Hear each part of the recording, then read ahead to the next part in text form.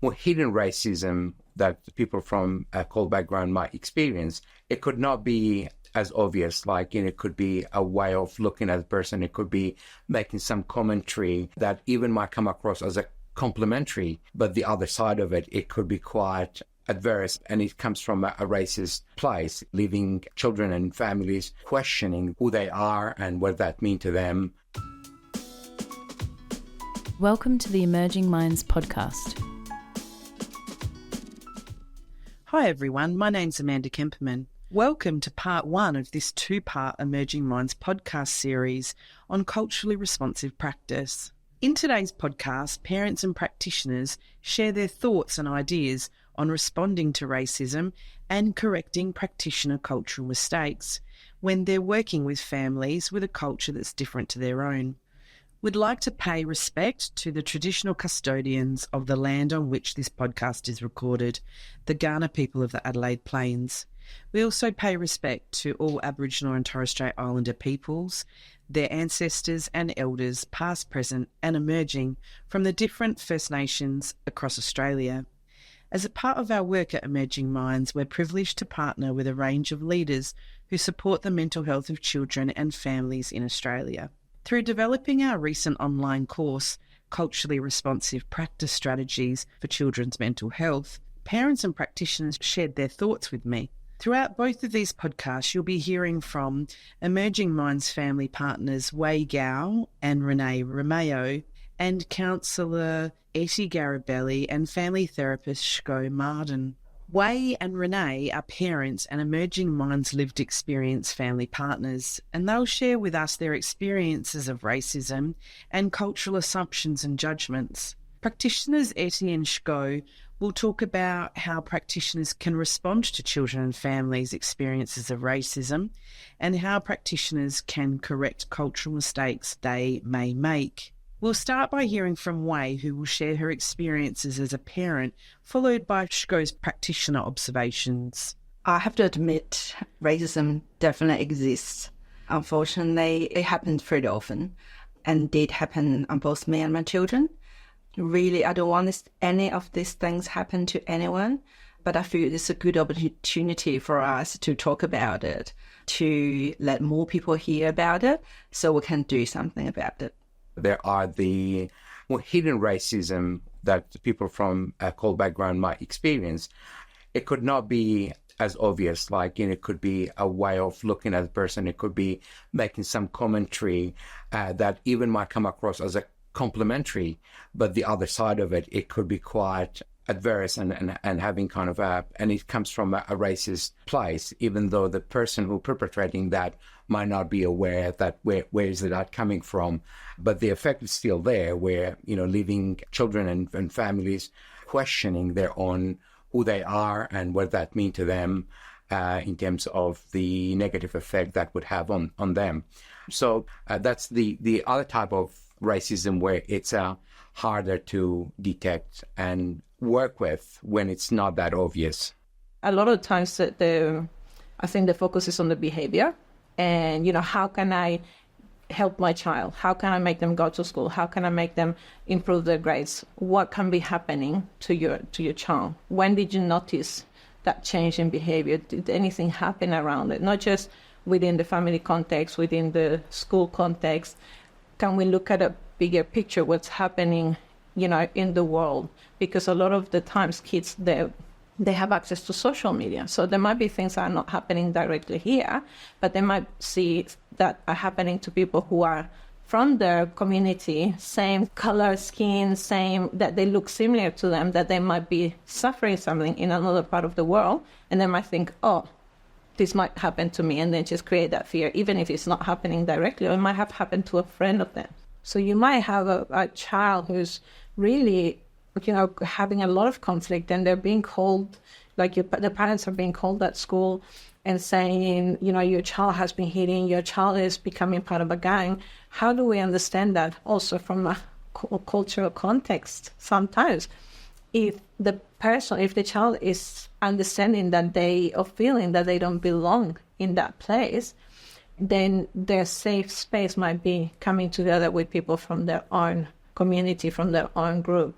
But then there might be other groups that are doing the same. And then that's when there might be conflict between these children and these other children. It's not to say that they're trying to, it's not about them violence or about creating this unsafe environment at school. It's also about the trauma that they might have endured before coming here, but also the trauma that they're coming, that it's a product of migration and living in a different cultural context and seeing your parents struggle.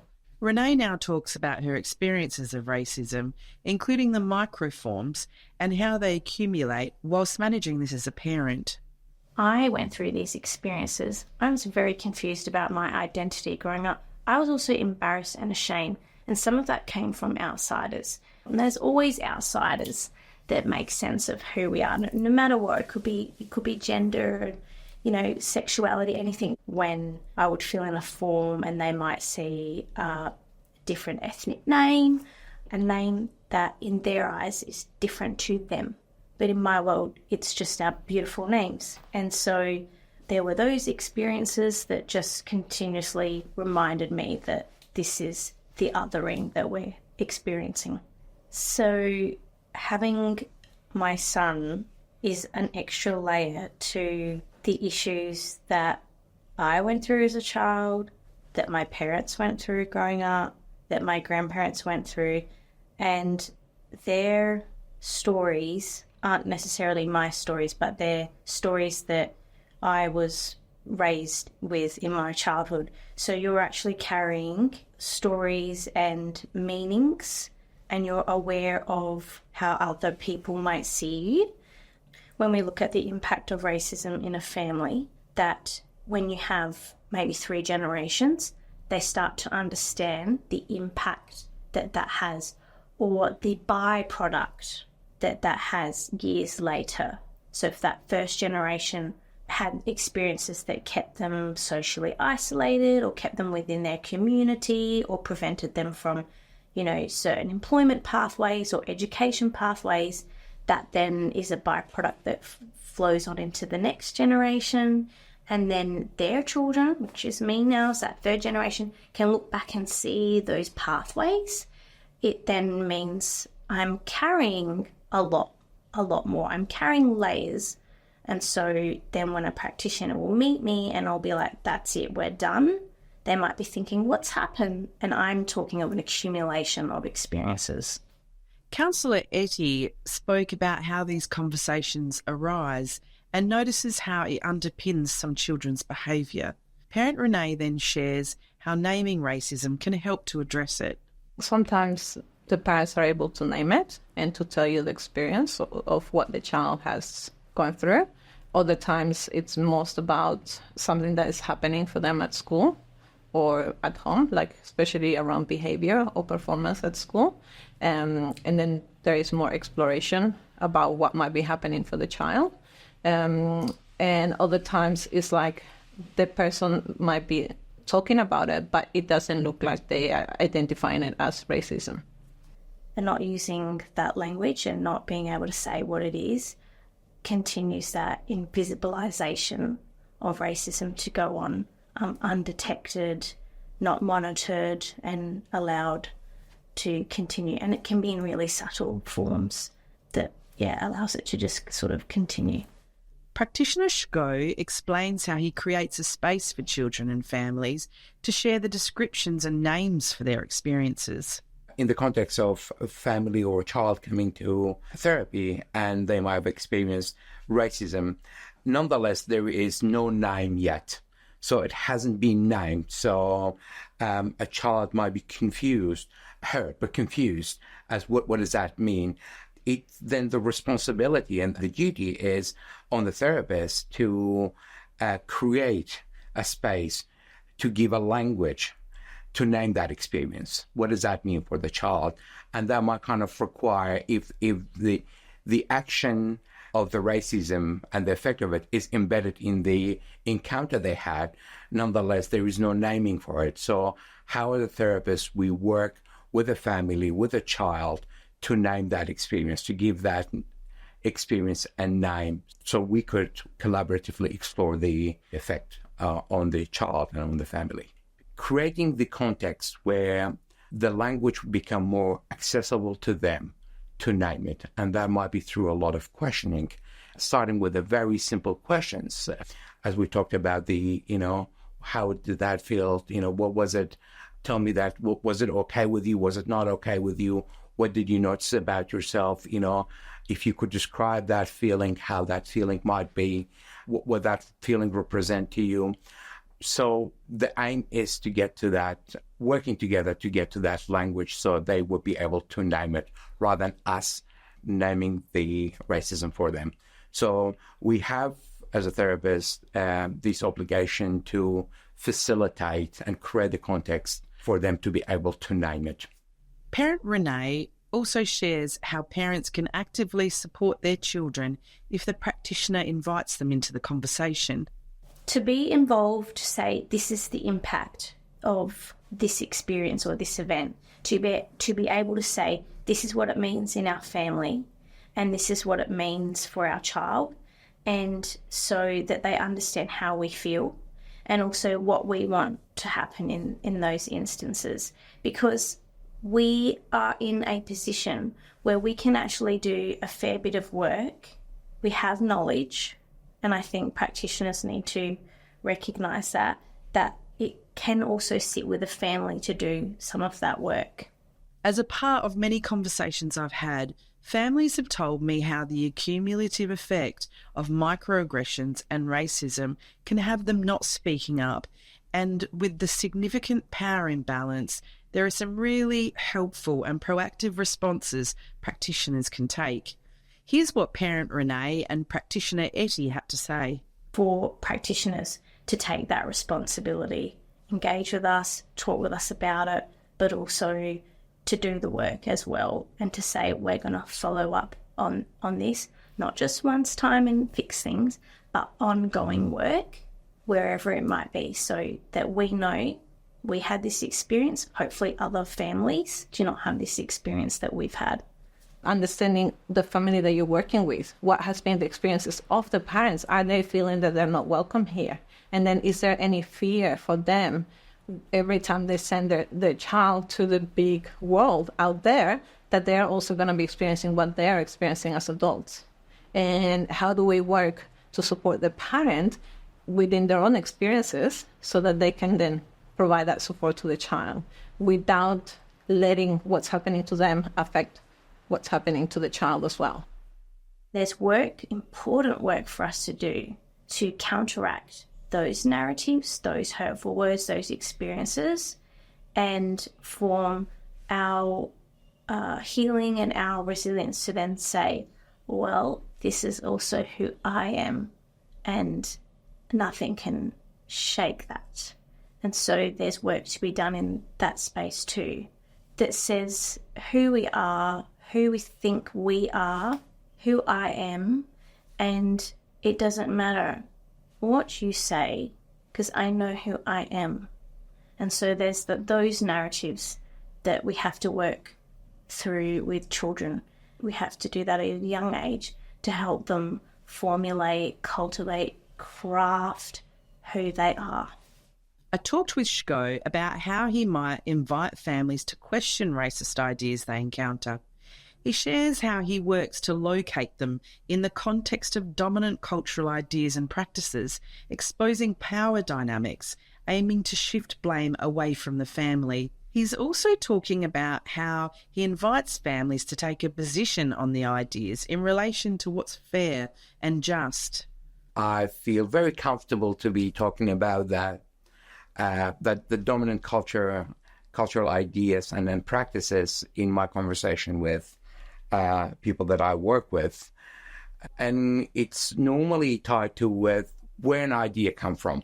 Is it, what's its origin?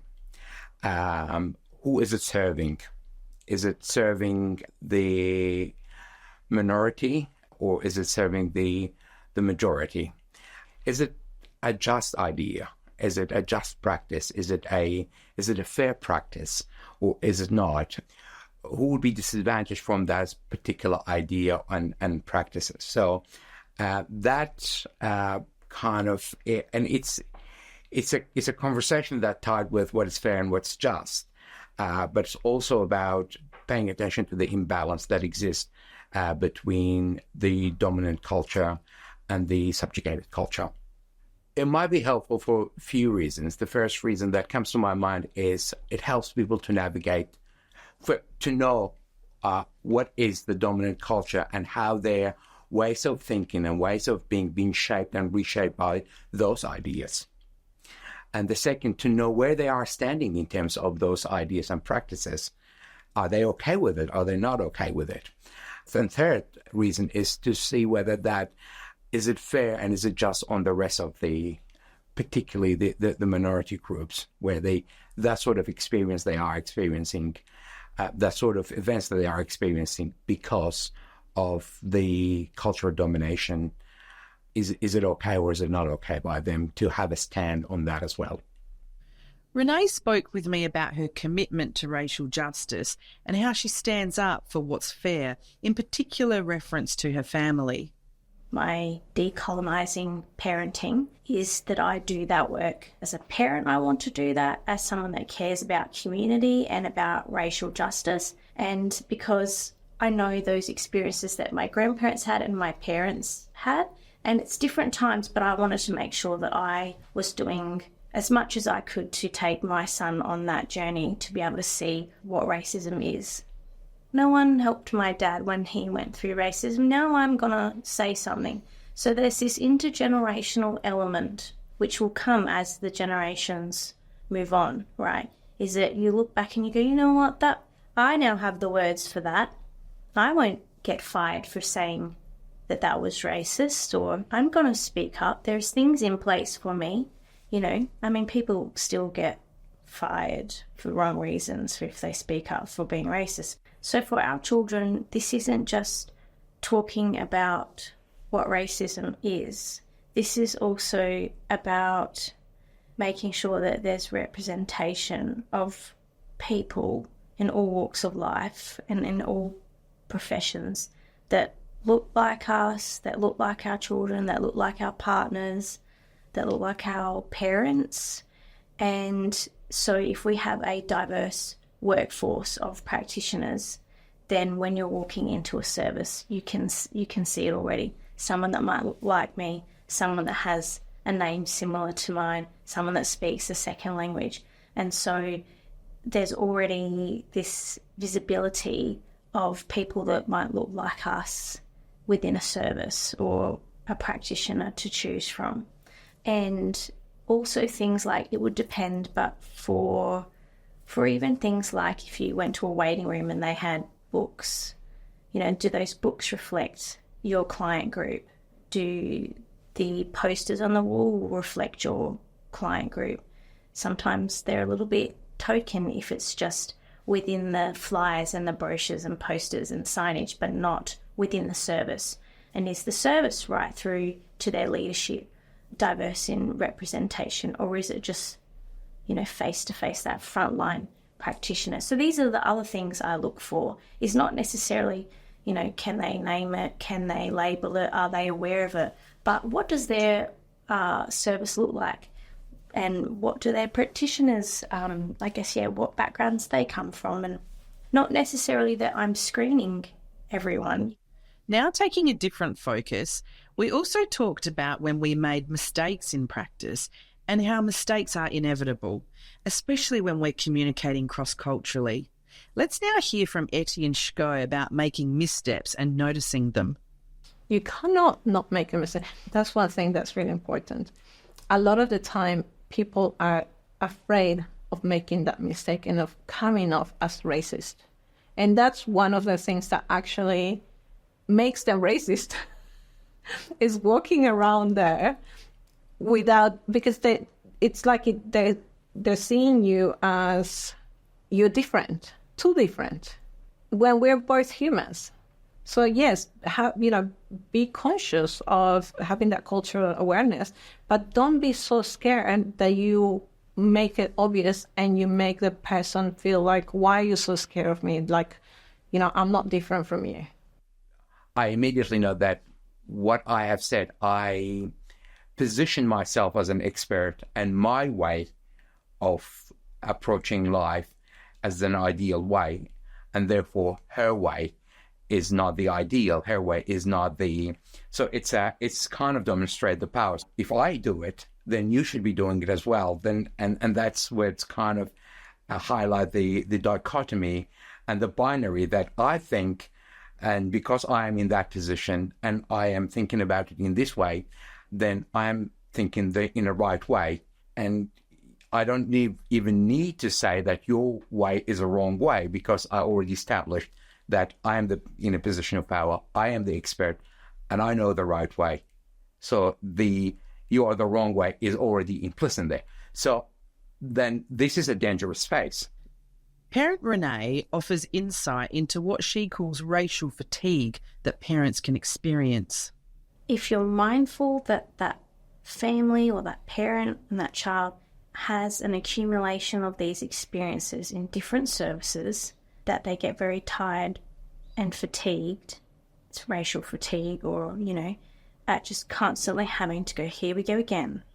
I'm going to have to tell you who I am. I'm going to have to remind you how you've got to keep me culturally safe. Renee also shares her thoughts on when a practitioner has made a mistake and why apologising is important to her. This recognises the practitioner's ability to be reflexive in their practice, their ability to see things from a different perspective, and to recognise that they can make mistakes, and we can all make mistakes, and to be humble and acknowledge that there's been a mistake. This is about, reconciling and restoring things. So it tells me that a practitioner is comfortable apologising, is comfortable learning from mistakes, and is, can show professionalism to reflect and think about their practice. Pshko shares what's important to him when recovering from a misstep. So one thing that I'm quite aware of in my conversation, and especially if I have stepped into a territory where I made mistakes, I need to be extra mindful that my apologies is sincere in a way that is not followed by a but or a however. So this is one way to make the apology sincere and not end up in the justification, because whenever there is a justification, it diminishes the meaning of an apology. Parent Renee is now talking about providing an opportunity for families to respond to the apology and how the repair work is ongoing. Allowing families to respond to the apology or the repair, because often it's, so sorry about that, moving on. But, allowing us to respond and say what we would like to say, and recognising that not everyone feels comfortable responding either. Like, there's a power imbalance. You're hoping that they'll still treat you the same way, and that your child will still be able to access the service the same way. So there's power dynamics that's still operating. So, making sure that that repair work is ongoing. You can see that they're reflecting. You want to feel safe, culturally safe, and also an option for you to say, if you would like to see someone else, there are times when that's appropriate too, or just having space for that, for us to make decisions. Parents Wei and Renee went on to talk about how practitioners being open and seeking to learn and understand can be a helpful approach to minimise asserting cultural norms, ideas and practices on people they meet with. So I feel we all come from different cultural backgrounds, and even we practice same culture, there are different ways for us to practice. So I feel being curious and humble is really important to be able to learn the specific way of practice of this specific family and person. The curiosity has to be in a way that doesn't position us as exotic. And I use that term because we have been told that us and our child is very bit exotic. So we would tend to get, I've been to this place and do you eat this food? And or they might say hello in certain language and it's neither of our languages. yeah, does that curiosity go both ways? Or is it just a one way, I see certain parts of you, and sometimes you can tell their curiosity through their questions. They're trying to work out your cultural background or your religion or your heritage or something, and it's not necessarily needed. And so it's about maybe holding back on that curiosity, and maybe we'll share that when we get to know you. Counsellor Etty shared with me how she sees her role and how this helps in sharing power with people she meets with. That might be the first time that they're actually accessing a service. So they might have a lot of questions, and they might not even understand why they're there sitting in front of us. And it's only by us getting to know them and seeing them as humans who, right now I'm here supporting you, but in another context, you might be supporting me.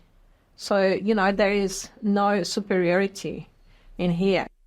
I'll leave you with a final word from Emerging Minds family partner Wei.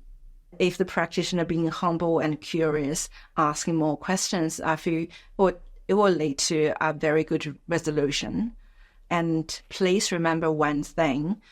I know it takes a lot for a practitioner to say this, and I feel that's courageous.